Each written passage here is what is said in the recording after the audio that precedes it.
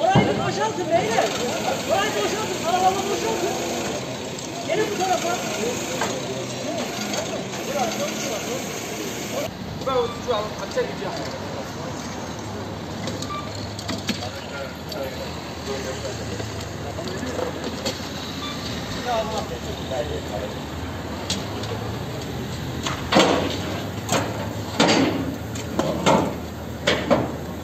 Tamam, Ahmet Ömer'le bu.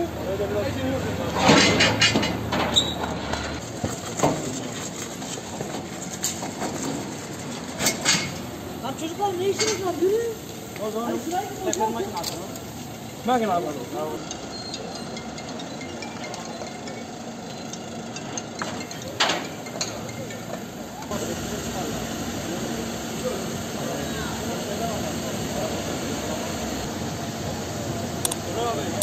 Bunların bağlaması var mı?